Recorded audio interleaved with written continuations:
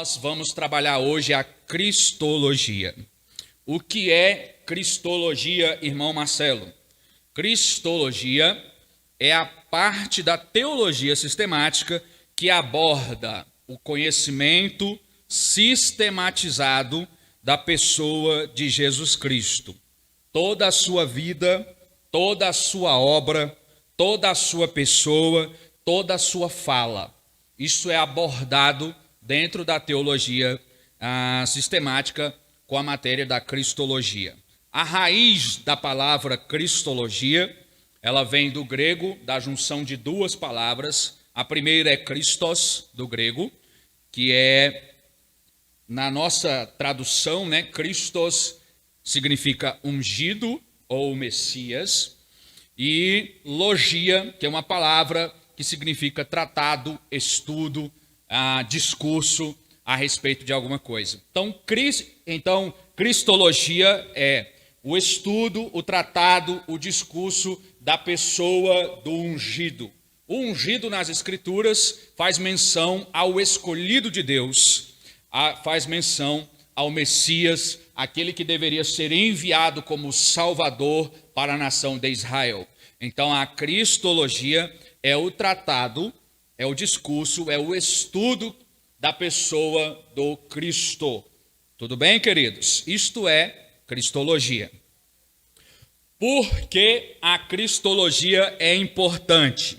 Por quê? Qual é a importância da cristologia? Porque a cristologia é importante para nós. Primeiro, Jesus Cristo é o centro de tudo na igreja. Nós adoramos ao Senhor Jesus Cristo porque Ele é o nosso único, suficiente Salvador. Sem Jesus, nós não temos coisa alguma. Jesus é o centro de tudo, Jesus é o centro da igreja, Jesus é o centro da nossa teologia, Jesus é o centro do nosso ser e da nossa adoração. Jesus é a peça fundamental, inclusive as Escrituras o chamam de a pedra angular, a pedra fundamental. Jesus é tudo para a igreja e para nós. Em primeiro lugar, esta é uma das importâncias de nós estudarmos e conhecermos a pessoa de Cristo.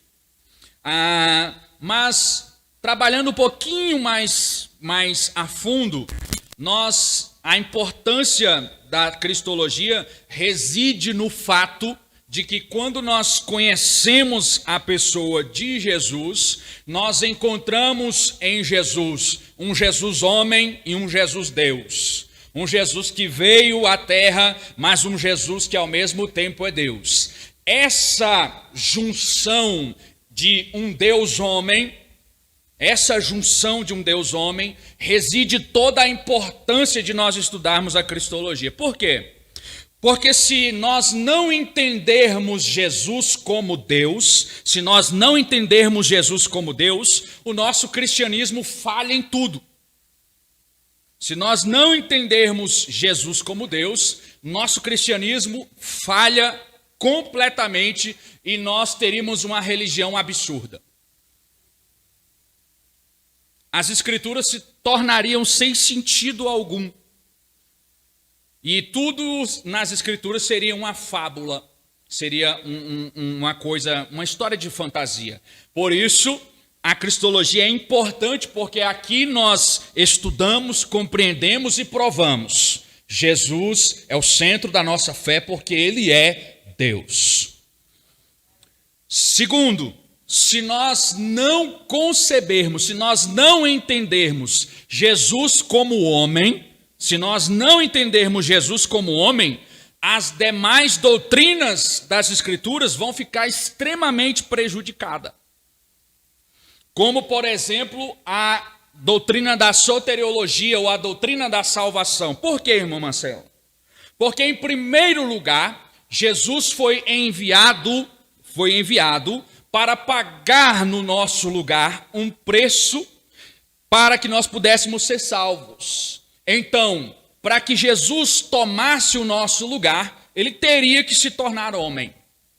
Para que Jesus pudesse tomar o nosso lugar, ele teria que se tornar homem e ele teria que passar por toda a aflição, a vivência da humanidade, e nessa humanidade, então, pagar o preço de sangue para que a justiça divina fosse satisfeita e o pecado finalmente fosse perdoado e uma chance única fosse dada ao homem de retornar à salvação, de estar junto com Deus. Então, se nós não entendermos Jesus como homem, a nossa salvação fica completamente prejudicada. Então é importante nós conhecermos a cristologia, conhecermos a pessoa de Jesus de fato, a sua obra, a sua fala, o que ele fez, o que ele não fez, o que ele falou e o que ele não falou, o que ele executou e o que ele não executou. É importante nós aprendermos porque Jesus é o fundamento de tudo que nós cremos e pregamos enquanto servos de Deus, enquanto reino, enquanto cristianismo. A pergunta que a gente faz é essa: a gente de fato conhece Jesus? Será que nós de fato conhecemos esse Jesus? Será que nós de fato reconhecemos quem ele é? Será que nós de fato entendemos o que ele fez? Será que nós entendemos que esse Jesus é um Jesus homem, mas é um Jesus Deus? Então a importância da cristologia está no cerne da nossa fé. Se nós não entendermos Jesus como Deus e não entendermos Jesus como homem, a nossa fé fracassa. E a cristologia veio justamente para trabalhar essas temáticas. Por quê? Porque ao longo dos anos, ao longo da história, querido, do século I ao século XVI, surgiram imensas teorias e muitas teologias para explicar Jesus e para defender a ideia de Jesus, e elas prejudicaram muito a fé em Cristo Jesus. Por quê? Justamente por não saber entender como Jesus é Deus e como Jesus é homem. Então perceba, queridos, que isto é muito importante, porque é daqui que nós resguardamos a nossa fé e é daqui que surgem muitas heresias que é pregada até hoje, mostrando que Jesus não é de fato o Deus que nós cremos. Por exemplo, o islamismo defende que Jesus é apenas um profeta, que Maomé é maior do que ele. Nós temos algumas raízes do cristianismo que não creem em Jesus como nós cremos. E isso é extremamente prejudicial porque a nossa fé falha. Então, queridos, para ilustrar para vocês, do século I até o século XVI, que foi o período da Reforma Protestante, do século I até o século XVI, nós tivemos várias pessoas defendendo teorias acerca de Jesus e elas prejudicaram a igreja de uma forma enorme, porque se você não compreende Jesus como homem, como Deus, a nossa fé falha. O primeiro deles, o primeiro ensino que surgiu já no século I, o apóstolo João, o apóstolo Pedro combateu essas heresias dentro da igreja. A primeira teoria que surgiu foi a teoria da gnose ou dos gnósticos ou gnosticismo. O que eles pregavam? Eles negavam a realidade do corpo de Jesus. Para eles, Jesus não veio em corpo, não veio em carne. Eles ensinavam que o Cristo divino ou Cristo Deus teria entrado, presta atenção, teria entrado no homem Jesus no momento do batismo. Então, o Jesus divino que é Deus, na verdade, ele possuiu o Jesus homem. Perceba. E esse Jesus divino saiu do Jesus homem antes da morte de Jesus na cruz. Assim, o Jesus para os gnósticos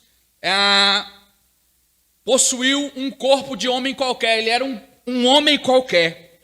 tinha uma natureza qualquer, tinha um espírito qualquer, e em um dado momento no batismo ele foi possuído, entrou dentro dele o Jesus divino. Isso é extremamente perigoso, por quê? Porque, em primeiro lugar, um homem qualquer, um homem comum qualquer, que tenha recebido um Jesus divino como se ele fosse um espírito, como se ele fosse o modus operandi de um demônio possuindo o corpo de alguém, esse Jesus não conseguiria e não serve para pagar o preço na cruz no nosso lugar. Porque nós precisamos de um homem que não tenha pecado, que passe por toda a nossa natureza, que passe por toda a nossa vivência e chegue na cruz do Calvário sem pecado para pagar e levar os nossos na cruz. Um homem comum e qualquer, vocês hão de convir comigo que um homem comum e qualquer, dotado da nossa natureza, no dia do batismo, por volta dos seus 30 anos de idade, já teria pecado bastante, é ou não é? Eles concebiam o Cristo divino, para eles era real, o Cristo divino existia, mas não o corpo material. Então, o Cristo divino não foi para a cruz. Preste atenção nisso. E isso, irmãos, devastou a igreja do primeiro século. É tão verdade que o apóstolo João escreve na sua carta para combatê-los.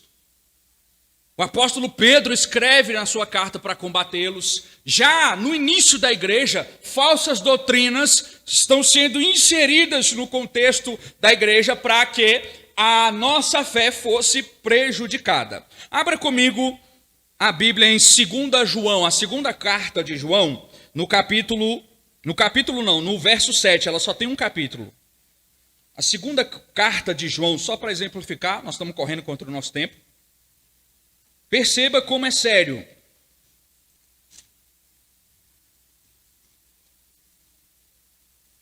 A segunda carta de João, o verso 7. Olha o apóstolo Pedro combatendo o gnosticismo. Porque já muitos enganadores entraram no mundo. Olha o que eles fazem. Os quais não confessam que Jesus veio em carne. Este tal é o enganador e é o anticristo. Perceba que João já estava trabalhando, condenando, mostrando para a igreja que tinha alguém difamando Jesus e dizendo, não, Jesus não veio em carne, Jesus não chegou aqui, o Cristo divino possuiu um corpo qualquer, e isso prejudica extremamente a nossa fé, porque esse tipo de Cristo não pode ser Deus. Outra teoria que surgiu ao longo do final do século I para o século II, foi a teoria dos ebionitas. Ebionitas. O que eram os ebionitas? Ebionitas foi uma turma de gente que eles saíram do judaísmo, preste atenção, saíram do judaísmo, chegaram no cristianismo, mas eles não queriam abandonar a fé judaica. E como o judaísmo é extremamente único na pessoa de Deus, para eles só existe Jeová, eles não concebiam de forma alguma que Jesus deveria ser Deus, porque na visão deles, esse Jesus seria um segundo Deus, e eles não aceitavam de forma alguma.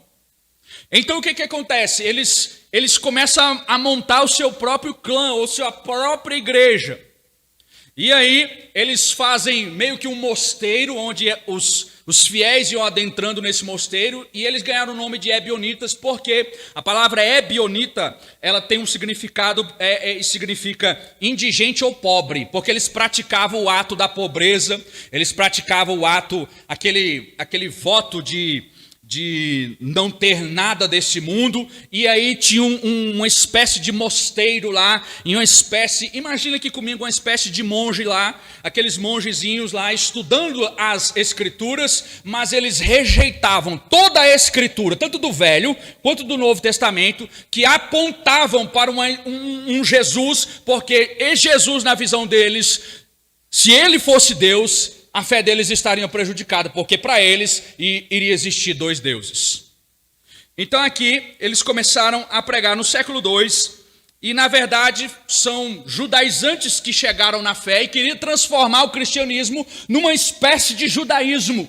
Ou seja, Jesus veio com um vinho novo, com uma nova fé, com uma nova crença. A lei mosaica foi cumprida em Jesus, então ela passa e Jesus começa uma nova fé, uma nova religião, um novo modo de salvação em Jesus. Só que os judaizantes chegam, os judeus chegam, e eles não concebem esse Jesus dessa forma. Então eles começam a defender que esse Jesus não pode ser Deus. E se esse Jesus não pode ser Deus, a nossa salvação outra vez ficaria comprometida. Outro pessoal que atrapalhou muito, e o ensino dele permanece até hoje, é o arianismo, a doutrina de Ário. Quem foi Ário? Ário foi um presbítero da igreja de Alexandria, escuta, nascido por volta do 280, no século II para o III, na África do Norte, onde hoje atualmente é a Líbia, e lá ele começou a negar a integralidade da natureza de Jesus.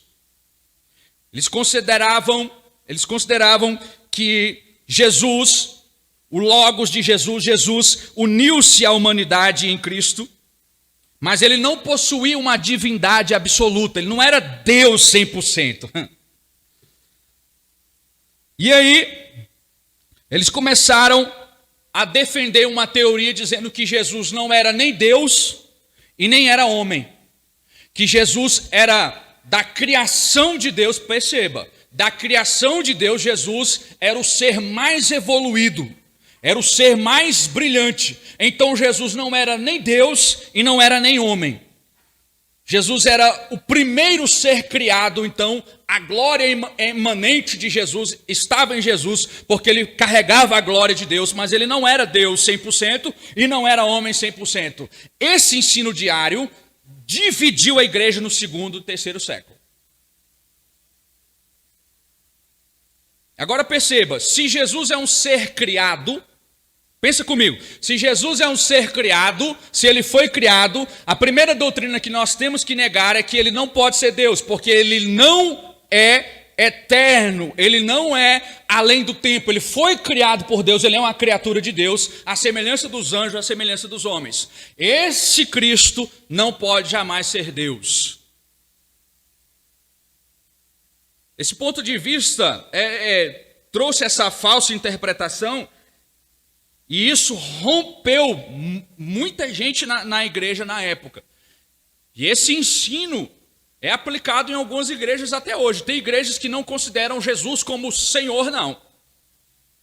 Tem igrejas que defendem que Jesus é o arcanjo Miguel. Então, o ser criado, o primeiro ser, a excelência do ser de Deus, para vocês terem uma noção.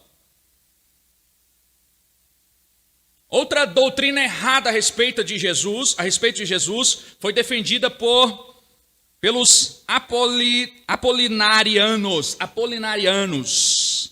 Apolinário foi um bispo, foi pastor de uma igreja de Laodiceia no terceiro século, caminhando para o quarto.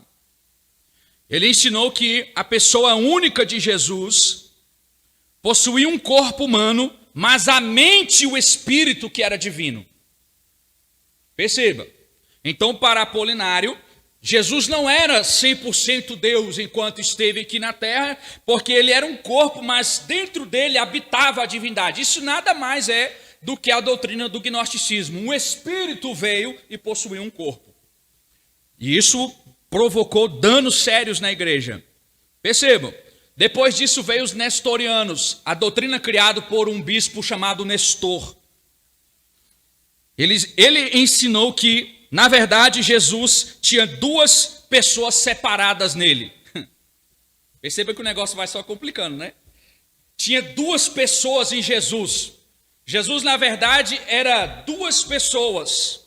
Jesus era um ser com duas pessoas, uma pessoa divina e uma pessoa humana. Então, a pessoa divina, como ela era divina, ela dominava a pessoa humana. E o Espírito divino, do ser divino, então, absorveu a natureza humana, pegou a natureza humana e aniquilou a natureza humana. E essa junção das duas naturezas, a natureza divina e a natureza humana, juntou-se e formou uma terceira natureza. Então Jesus não era nem homem, não era nem Deus. Jesus era um ser completamente diferente. Percebam?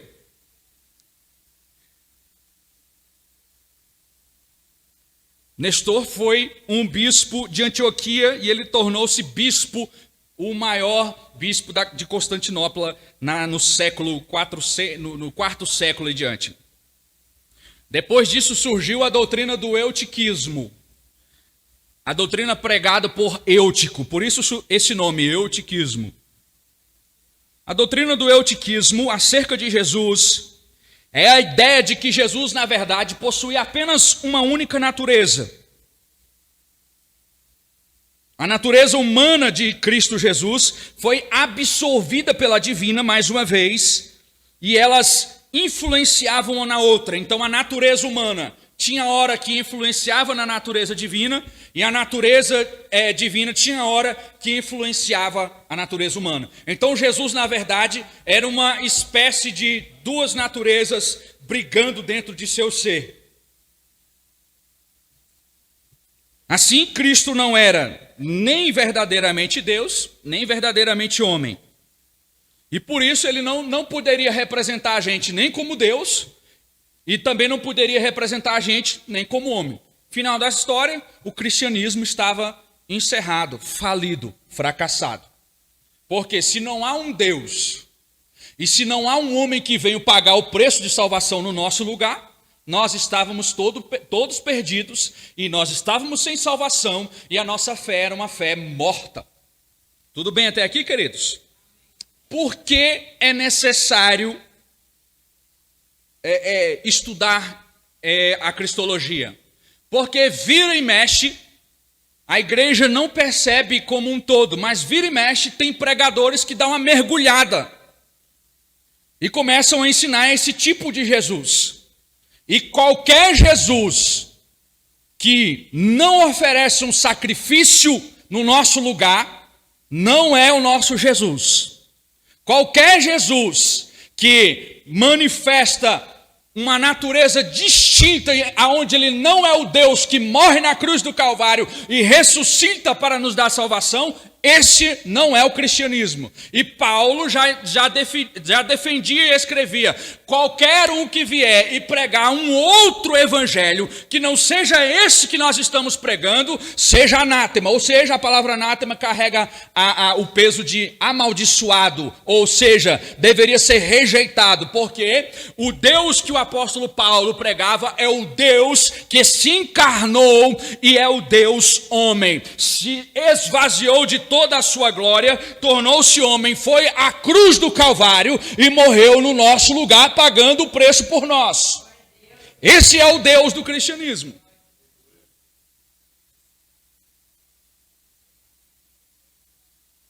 Daqui nós percebemos como é importante nós estudarmos esse assunto, né, irmãos? É um assunto extremamente na raiz da nossa fé. Por que Jesus é necessário no cenário da humanidade? Por quê? Por que Jesus tinha que surgir no cenário da humanidade? Eu quero que você abra a Bíblia comigo em Gênesis capítulo 2. Texto famoso, né? Gênesis capítulo 2, o verso 15. Explicando agora por que foi necessário que Jesus surgisse, aparecesse no cenário da humanidade. Gênesis 2,15.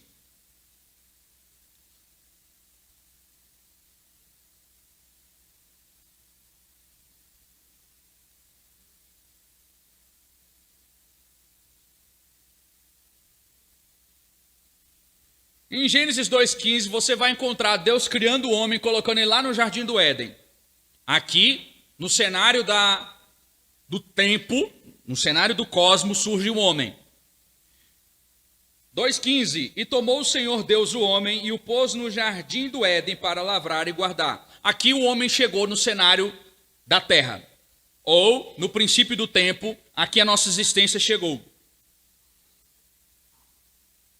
É interessante que durou apenas um capítulo, né? Porque depois, logo em seguida,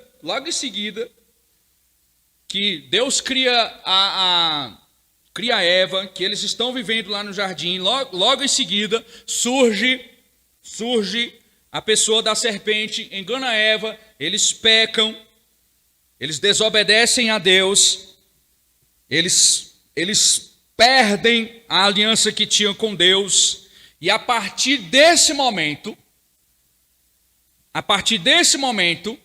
foi necessário que Jesus surgisse no cenário da humanidade.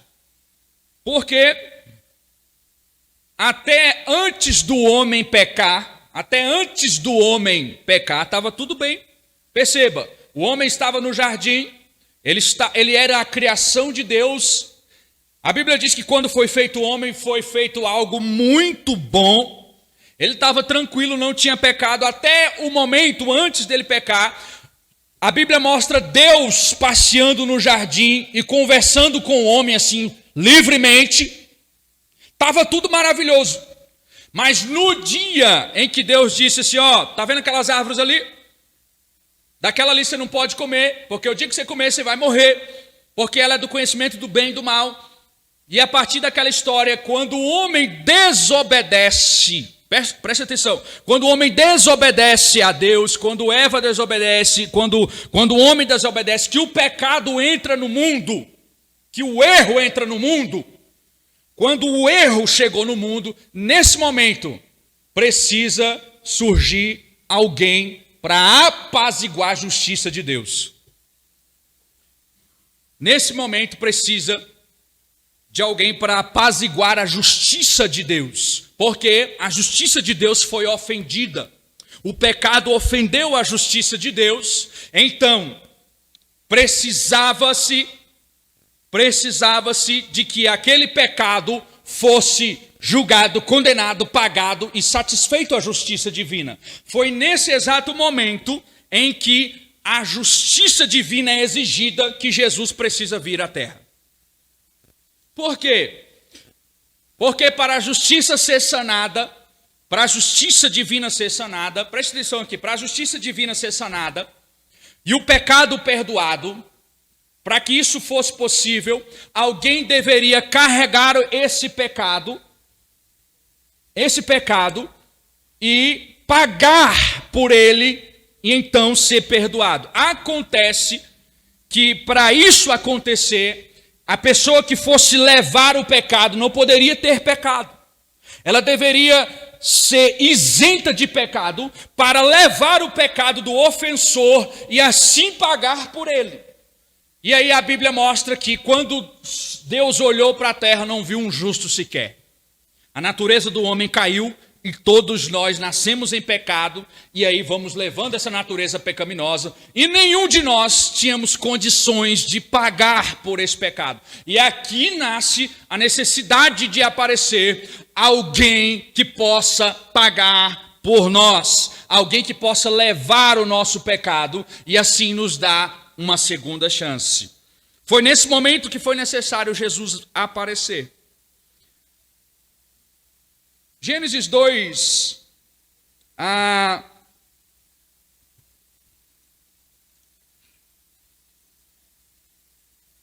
3, verso 15, foi quando Deus encontra com Adão depois que ele pecou. Olha o que ele diz. 3,15. E porém inimizade entre ti e a mulher, e entre a tua semente e a sua semente. Esta te ferirá a cabeça, e tu lhe ferirás o calcanhar. É Deus falando com a serpente aqui, representação do diabo, né? E Deus mostrando que nesse exato momento, quando Deus foi ofendido, a natureza de Deus, que vocês vão estudar lá com o pastor, a natureza de Deus foi ofendida, a natureza de Deus no seu amor foi ofendida, na sua justiça foi ofendida. A justiça divina requer que o homem seja morto pelo seu pecado. Mas o amor divino, a natureza do amor divino, quer dar uma segunda chance ao homem. Então, Jesus aparece nesse cenário aqui, é como a natureza do amor de Deus por nós estivesse falando assim, ó, vocês errou, a minha justiça exige que vocês morram pelo erro, mas como eu amo vocês demais, eu vou mandar meu filho, e ele vai lá pagar por vocês, porque vocês não têm condições, nós não temos condições alguma de pagar pelo erro de ninguém. E é aqui que surge a necessidade de Jesus surgir. E aqui o amor, a natureza do Pai, o amor divino é exalado e a natureza da justiça divina é exalada.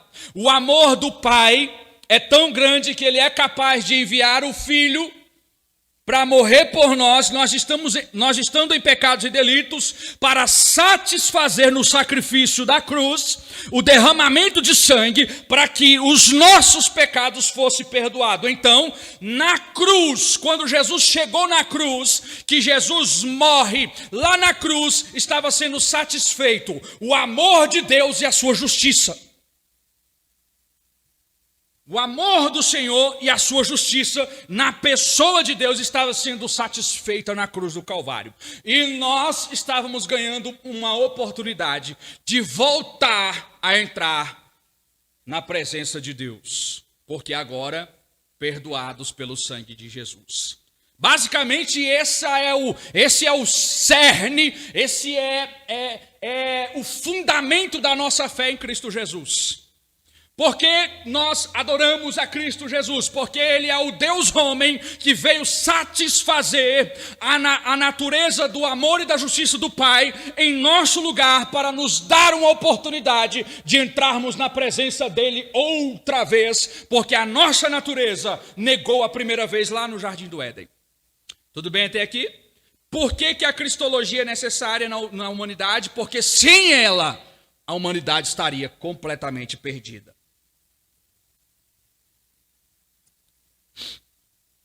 Abra comigo Hebreus capítulo 9, verso 12. Hebreus. Pois não.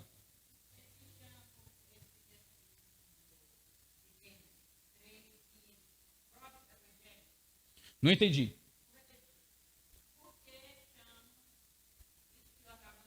Três 15. A palavra proto vem da raiz de primeiro, tá bom? E aí é o primeiro evangelho, porque é Deus anunciando a primeira vez para o homem que Jesus viria para salvá-lo. Então, primeiro evangelho, a primeira boa notícia para a humanidade depois que ele caiu em pecado. Tudo bem? Hebreus capítulo 9.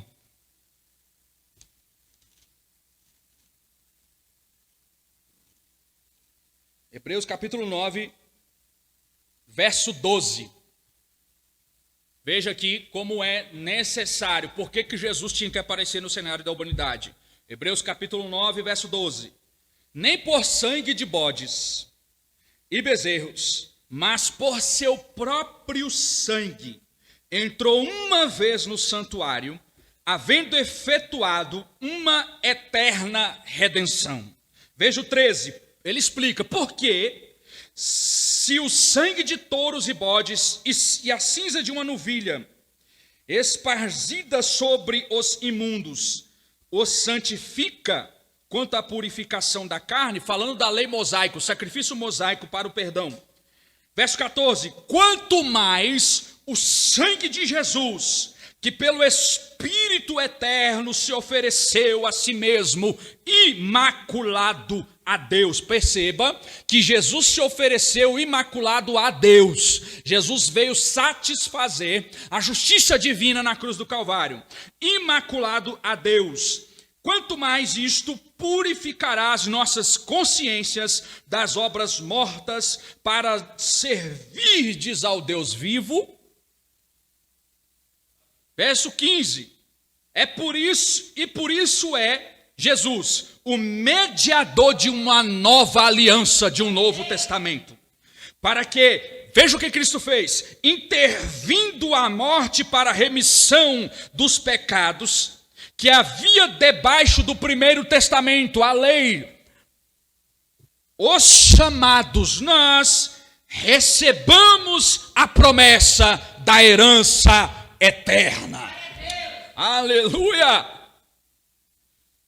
Glória a Deus. Por que Jesus é necessário? Sem ele, nós estávamos completamente perdidos. Logo, Jesus se tornou necessário para sanar, satisfazer a natureza amorosa de Deus Pai e a justiça de Deus Pai.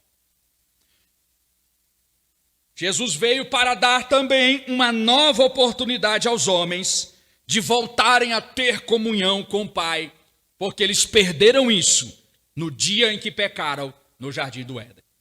Amém, queridos? Tudo bem até aqui?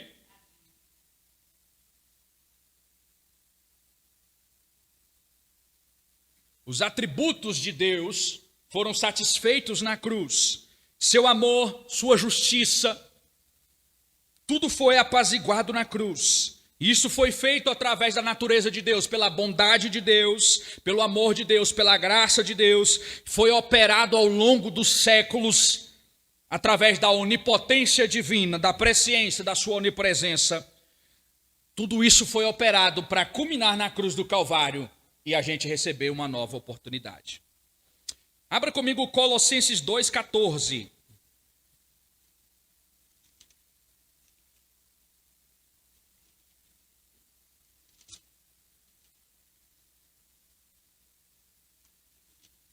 Colossenses 2,14. Olha o que Jesus fez, hein? Nós estamos na aula, mas aqui nós podemos dar glória a Deus, viu, queridos? Olha o que Jesus fez. Olha o que Jesus fez. Colossenses 2,14. Havendo ele riscado a cédula que era contra nós, nas suas ordenanças, a qual de alguma maneira nos era contrária, e atirou do meio de nós e cravou na cruz do Calvário. O que foi que Jesus fez? A palavra cédula aqui é documento de acusação. Sabe o que Jesus fez? Jesus chegou assim: olha, humanidade, até esse momento você estava perdida, você estava arruinada, o pecado estava contra vocês, assinando um documento de perdição eterno, mas eu tirei essa cédula de dívida, esse documento de dívida do meio de vocês e cravei na cruz do Calvário, dando um perdão, uma nova chance para nós. Glória a Jesus. Amém, queridos? Perceba que nós trabalhamos até agora o porquê que é importante estudar cristologia, o momento que foi necessário Jesus vir. E agora nós vamos entrar na pessoa de Jesus. Vamos iniciar a pessoa de Jesus. Abra comigo João 1,14. Nós vamos trabalhar agora o nascimento de Jesus. Evangelho de João 1,14.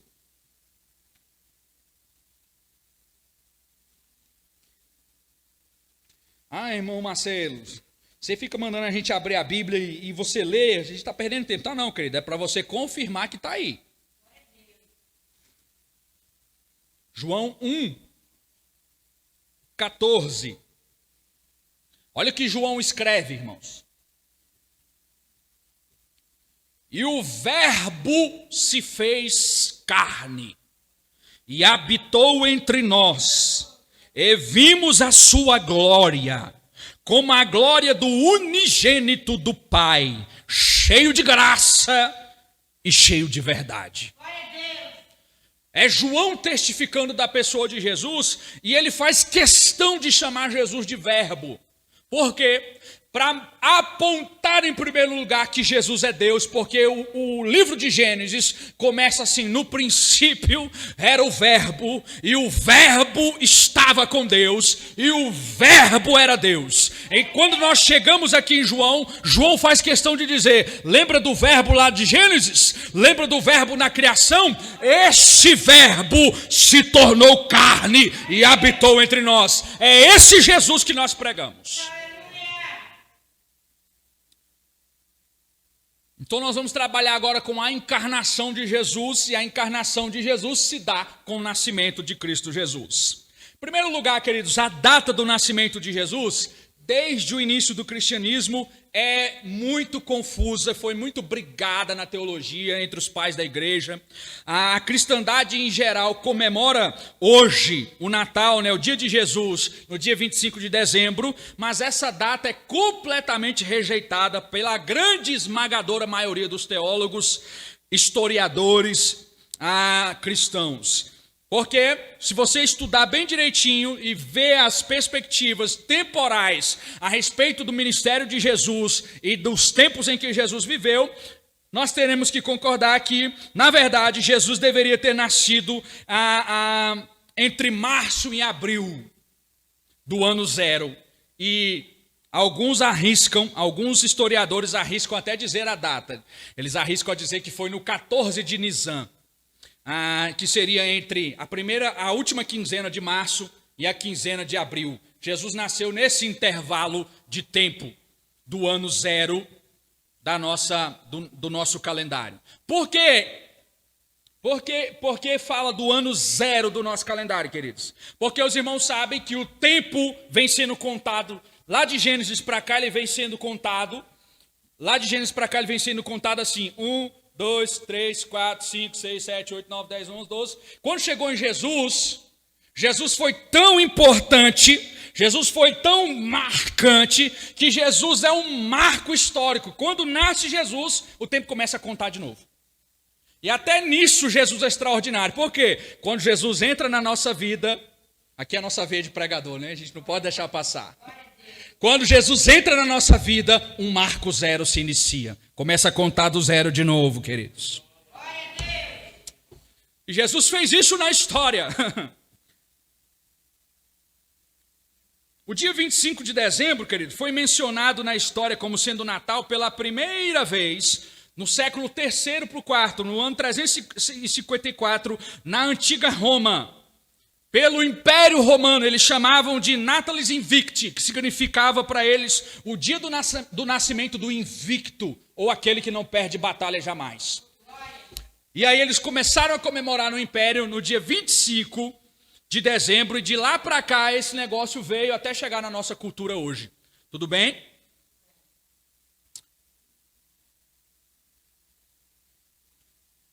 No terceiro século para trás, para vocês verem como isso é secundário e confuso.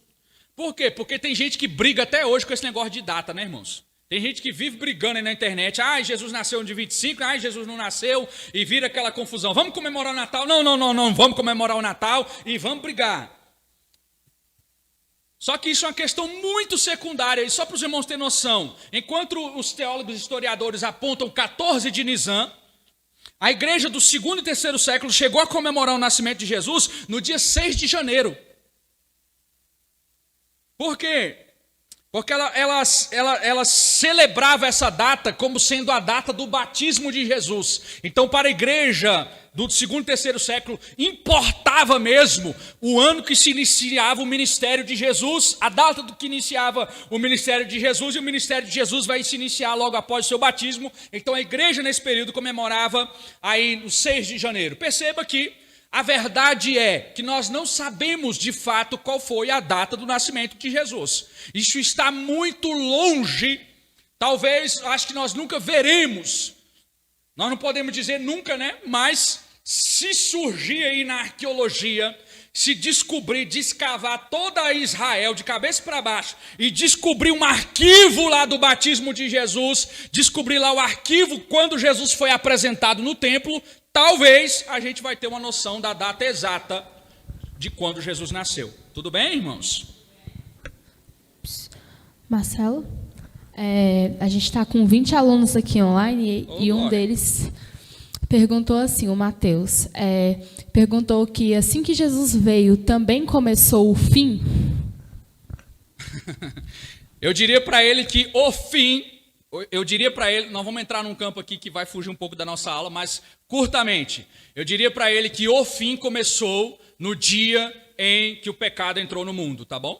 O fim começou ali. Por quê? Porque a história antes do pecado seria uma.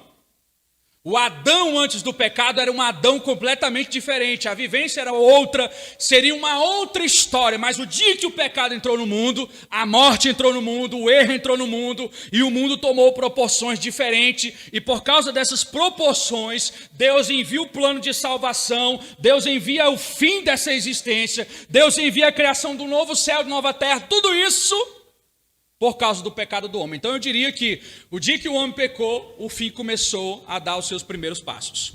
Tudo bem? Amém. Continuando, queridos, data do nascimento de Jesus e como se deu então a encarnação de Jesus. Como que aconteceu a encarnação de Jesus? Primeiro de tudo, a sua concepção foi virginal. Que é isso?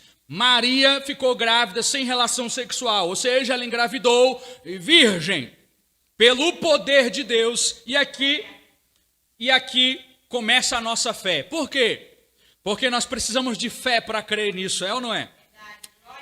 Porque isso aqui desafia a ciência. Porque para a ciência, um corpo humano para se formar, um corpo humano para se existir, ele tem que pegar os cromossomos do pai, tem que pegar os cromossomos da mãe, se unir e então um novo ser aparece. Acontece que Jesus só tem os cromossomos da mãe, porque o pai de Jesus não é José, o pai de Jesus é Deus. Então o poder de Deus envolve e Jesus nasce. Desde o início de tudo, esse Jesus é Deus, queridos, porque pensa, a promessa divina de que isto ia acontecer é a palavra do próprio Deus. Leia comigo Isaías capítulo 7, 14. Abra comigo Isaías capítulo 7.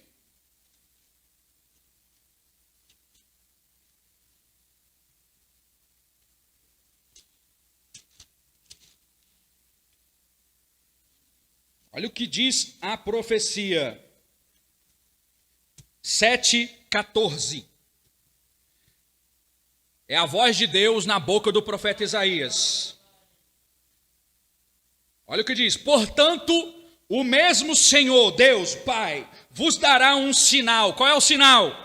Eis que a virgem conceberá e dará à luz a um filho e o chamará de Emanuel, que quer dizer Deus está conosco.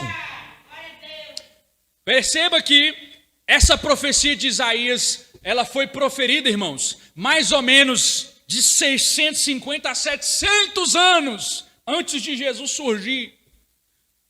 Porque é a boca de Deus falando, porque Deus conhece, porque a natureza de Deus está além do tempo.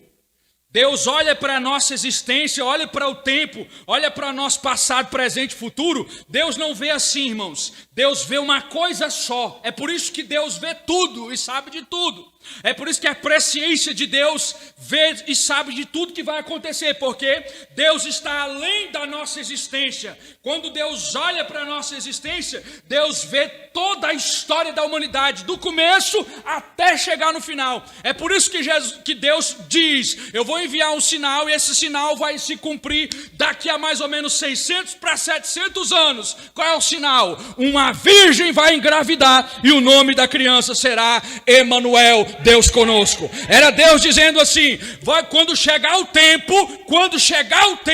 eu vou sair desse campo visional e eu vou entrar na história de vocês e vou andar no meio de vós.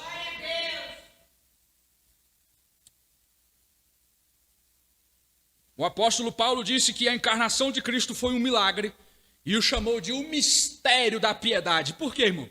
Não dá para explicar. Não dá para explicar, né? Não tem como explicar.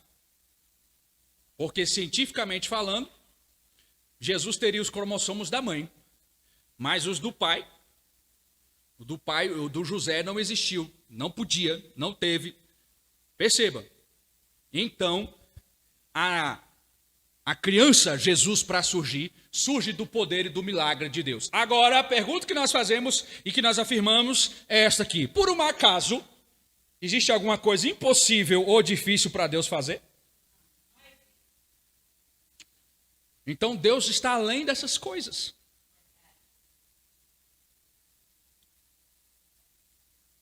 Tudo bem, a encarnação de Jesus se dá desse modo. O poder de Deus intervém, o Espírito do Senhor intervém. Maria fica grávida, nasce Jesus e Deus surge na história da humanidade. Aleluia! A partir do momento que Jesus nasce na história da humanidade, nós vamos trabalhar a infância de Jesus. Como que se deu a infância de Jesus? Olha que interessante. Quando menino, irmãos, Jesus gostava de comer, em primeiro lugar, qualquer coisa que uma criança judia comia. Abra comigo aí Isaías 7, verso 15, porque lá diz o que Jesus comia. A gente não presta atenção nessas coisas, mas lá diz. Olha lá. O que Jesus comia? Verso 14 diz, o menino vai nascer e vai chamar Emanuel, Deus conosco. Verso 15, manteiga e mel ele vai comer. E essa era uma das comidas principais que se dava às crianças judias na época, irmão. Então Jesus era um garoto que cresceu normalmente. Preste atenção. Como recém-nascido, Jesus foi amamentado, mamou lá nos seios de Maria. Depois de crescido, depois que ele virou adulto, ele comia de tudo. Pensa num cababão de prato, era Jesus. Era Jesus. Como é que você prova isso? Irmãos, Mateus 11, 19. Abre aí comigo para você ver.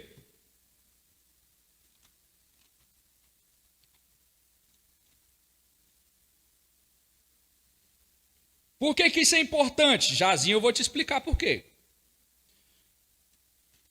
Mateus 11, 19.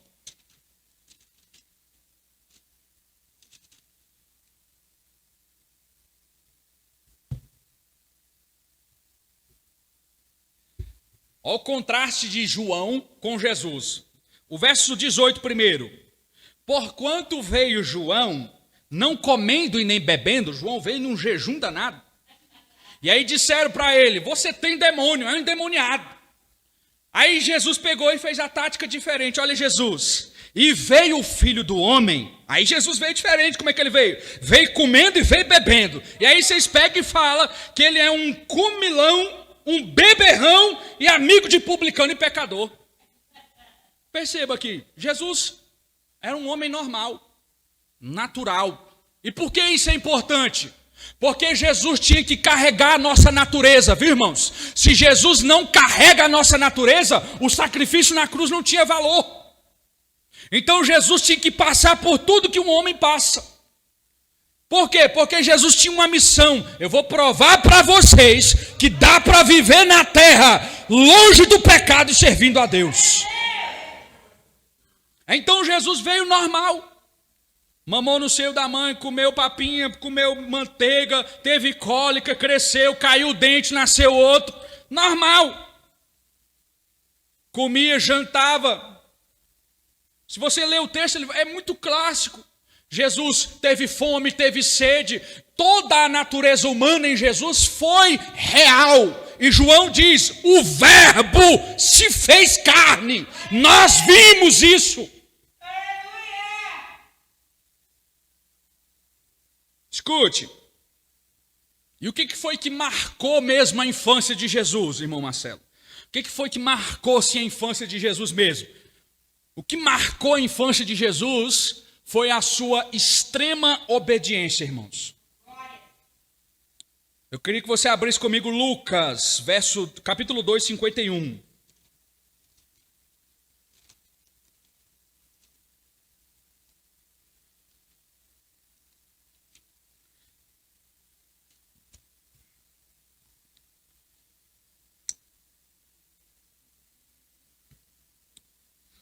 Olha aqui Jesus, ó. Jesus é garoto. Nesse momento aqui ele está mais ou menos 12 para 13 anos, é um adolescente. E aí, ó, 51. E Jesus desceu com eles, ele e seus pais, e foi para Nazaré. E aí o texto diz, e ele era sujeito a eles. A palavra sujeito aqui quer dizer obediente ao extremo. E a sua mãe guardava tudo que acontecia na vida de Jesus no coração. E aí o texto diz, e ele crescia em sabedoria e em estatura, é um menino normal, ele vai crescendo em estatura, em graça para com Deus, mas também em graça com os homens. Ou seja, Jesus cresceu entre os homens, Jesus cresceu normalmente entre os homens e tinha o seu lugar no meio da sociedade naquela época. Homem normal.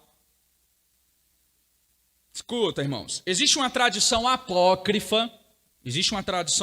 A palavra apócrifo significa escondido, obscurecido, cheio de trevas. E nós usamos a palavra apócrifo para condenar algum texto e mostrar que esse texto não tem o teor sincero e real para falar a respeito das Escrituras. Quando nós dizemos esse texto é apócrifo, nós estamos dizendo esse texto não é inspirado por Deus, esse texto deve ser rejeitado, ele no máximo vai servir para mostrar a posição histórica, o contexto histórico das pessoas que viviam naquela época, mas ele não carrega nenhum peso teológico a respeito das Escrituras. Então existia uma tradição apócrifa que do período dos 12 anos aos 30 anos, Jesus foi morar lá na cidade de On.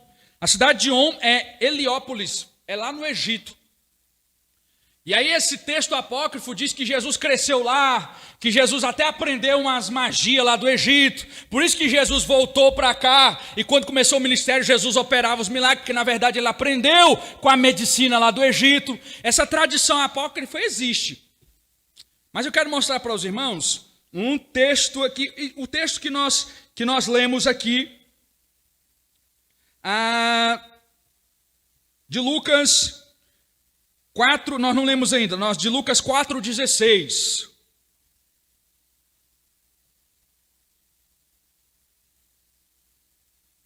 Olha o que esse texto diz. Por isso que a gente estuda cristologia, irmão, para a gente pegar no detalhe. Lucas 4,16 diz que Jesus voltou para sua terra, que era Nazaré. E aí o texto diz assim, olha, acompanha esse texto, irmãos. E chegando a Nazaré, e olha o que diz, onde fora criado. Aonde que Jesus foi criado? Nazaré. Perceba, Jesus não foi para o Egito, não foi para Jerusalém, não foi para Canané. Onde que Jesus foi criado? Em Nazaré. Preste atenção que o texto diz, aonde ele foi criado, aonde ele viveu, aonde ele permaneceu. E Jesus permaneceu, irmãos, em Nazaré, até chegar o momento em que o ministério dele surge, lá no casamento de Caná da Galileia, onde ele multiplica, transforma a água em vinho. E dali, Jesus chama os seus primeiros discípulos, os discípulos creem em Jesus porque ele transforma água em vinho, e para transformar água em vinho, só um Deus que faz isso, porque transformar as moléculas de água em vinho, a ciência até explica, mas a energia que seria gasta para fazer essa transformação é a energia que só um Deus pode fazer. Por quê? Porque o professor Adalto Lourenço diz que para transformar a quantidade de água que ele transformou naquele casamento em vinho, gastaria a energia de 200 bilhões de estrelas trabalhando um dia inteiro de energia para poder transformar água em vinho. Perceba que esse é o primeiro milagre de Jesus, e Jesus queria dizer assim, a primeira impressão é que fica. Deixa eu fazer um negocinho aqui para vocês verem que eu sou Deus. Qual é o negocinho, Jesus? É o seguinte, manda aqueles homens lá encher aquelas poças de água lá, enche os potes d'água, vai dar mais ou menos 420 litros d'água. O casamento está desesperado aqui, porque acabou o vinho, não podia acabar o vinho, mas eu vou dar um jeito nisso aí. Enche os potes d'água.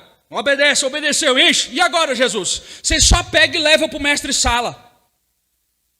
Perceba, Jesus não falou nada, Jesus não botou a mão, Jesus não foi lá, Jesus não gastou força, Jesus não gastou energia, Jesus não gastou nada. Jesus só falou, você pega e leva. No ato de pegar e levar, Jesus gasta, segundo a ciência, 200 bilhões de estrelas trabalhando na galáxia por um dia para transformar aquela quantidade de água em vinho. Era Jesus dizendo assim, se eu não sou Deus, não sei quem mais é não. Porque pensa aí, irmão, é energia demais, é força demais. E aqui, mais uma vez, a nossa veia de pregador não pode ficar para trás, né, irmão? Jesus, para salvar seu casamento, salvar sua vida, salvar sua história, ele é capaz de sacrificar 200 bilhões de estrelas na galáxia para deixar você sorrir de novo, irmão. Esse é Deus, irmão. Não, irmão. Rapaz, dá vontade de pular e sair correndo. Esse é Deus demais, irmão. Aleluia. Glória a Deus. Oh, aleluia. Então perceba, queridos. Estou até já me emocionando, hein? Meu Deus do céu. É Deus demais, irmãos. Percebam então, queridos, que esse Jesus, ele é criado lá em Nazaré. Ele não foi para lugar nenhum. Cresceu lá entre os homens, teve o seu lugar na sociedade. Ele aprendeu com os mestres. Perceba que com 12 anos, ele já discutia com os doutores da lei. Ele trabalhou lá. Ele aprendeu a ser carpinteiro com seu pai adotivo José, do mesmo modo como qualquer filho na época. E por que isso é importante? Porque esse Jesus teria que ser humano, irmão. Se ele não fosse humano, o sacrifício não valia. É por isso que é importante. É que o nosso Deus nos amou tanto que ele se abdicou da sua divindade, se tornou homem, veio, viveu a nossa natureza, sentiu a nossa dor, a nossa necessidade, sentiu o pecado afrontando ele, sentiu a sua natureza sendo esmagada, oprimida pelo pecado, mas Pedro escreveu, na sua boca não se achou engano, foi fiel até o fim, e a Bíblia diz que morreu no nosso lugar e o sacrifício foi aceito. É por isso que Jesus, quando morre na cruz, ele não fala outra coisa. Você não vê Jesus glorificando, você não vê Jesus falando nada. O que Jesus fala? É exclusivamente na hora da morte ele fala para Deus: Pai, está consumado. É Jesus dizendo: eu vim e fiz. Está pago, está perdoado, eles podem ter outra chance.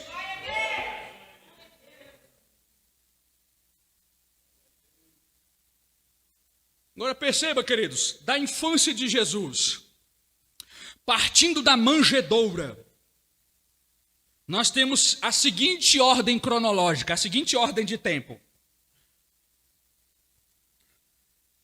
No dia 1, Jesus nasce. E é envolto nos paninhos, né? Ele é envolto em panos. Lucas 2, 7, abre comigo. Vai acompanhando.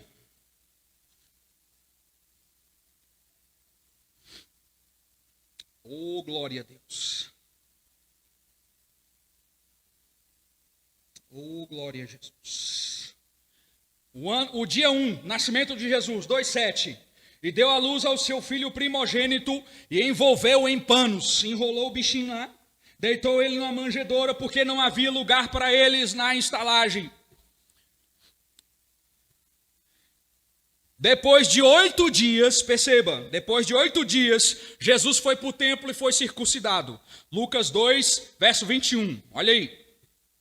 E quando os 8 dias foram cumpridos, é a lei mosaica, para circuncidar o menino, foi-lhe dado o nome de Jesus, que pelo anjo lhe fora posto antes dele ter sido concebido. Escuta, irmãos, na cultura judaica era assim: nascia o menino, esperava-se 8 dias, depois de 8 dias ele tinha que ser levado no templo. Lá fazia o ritual da circuncisão. O que é a circuncisão? Cortava aquela pelinha que cobre o prepúcio da cabeça do pênis dos meninos homens. Cortava essa pelinha e nesse momento ele era batizado, registrado no cartório. Vai se chamar tal, cortava. Por quê? Porque para a nação de Israel, o pacto da lei mosaica era mais ou menos de dizer assim: cortou, pertence à nação de Israel, é filho de Deus. E nesse momento que batizava. E isso aconteceu normalmente com Jesus. Depois disso, 41 dias depois, perceba, Jesus foi apresentado no templo.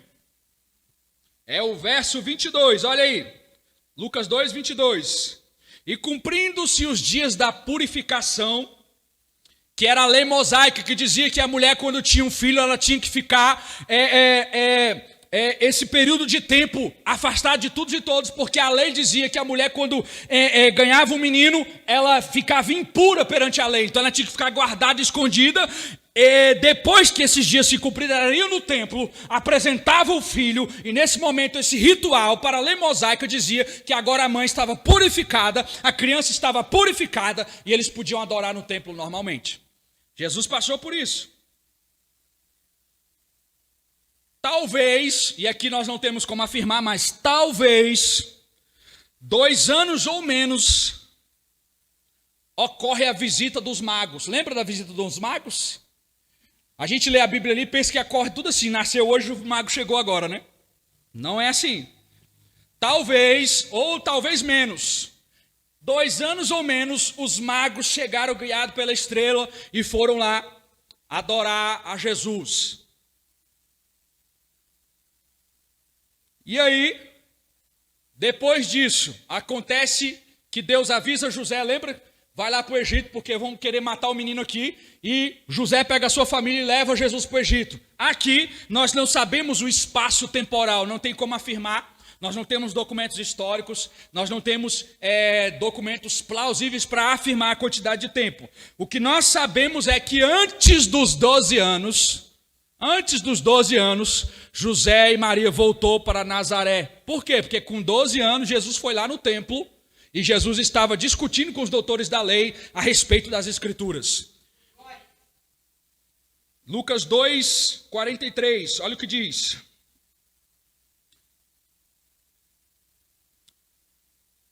Os judeus, irmãos, todo ano tinham que ir em Jerusalém para as festas judaicas. E aí Maria, mas José foi com Jesus.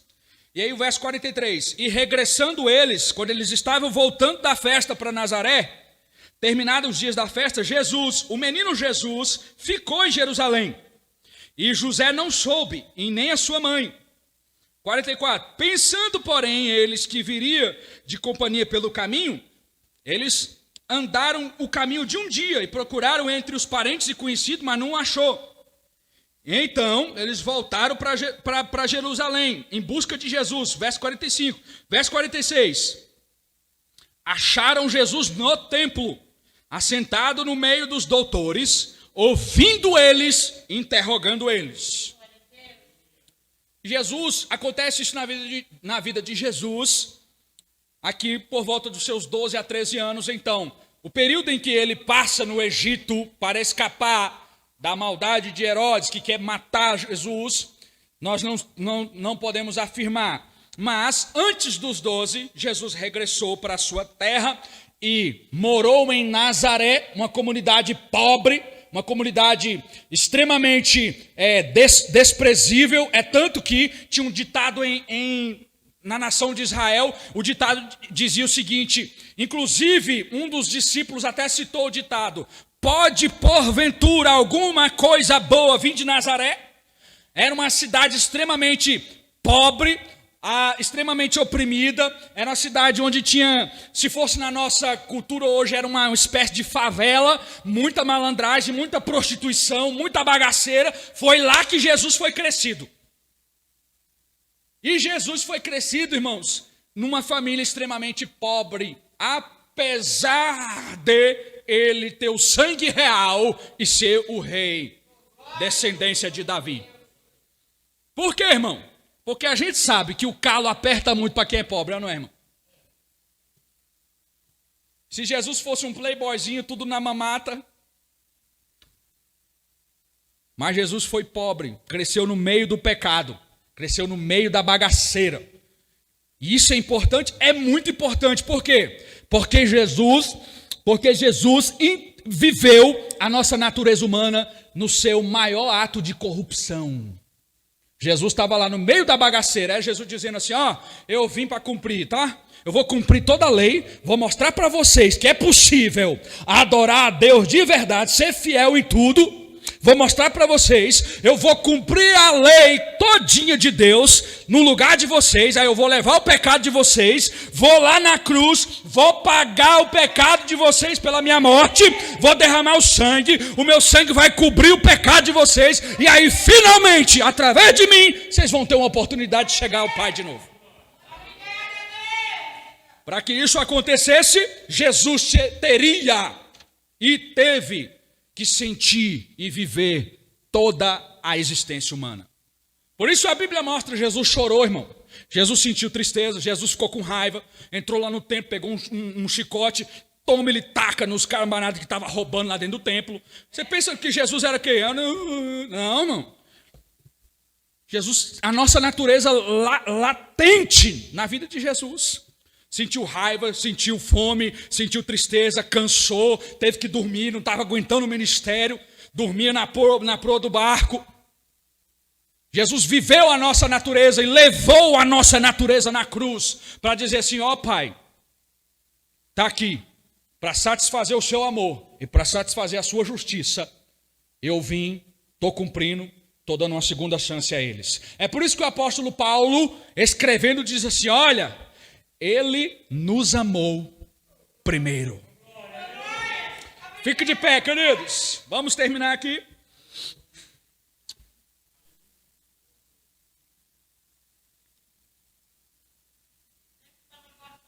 Tá gostando? Passou rápido, foi? Que bom. Queridos, Deus abençoe os irmãos. Deus abençoe os queridos irmãos que estão na internet. Deus abençoe vocês.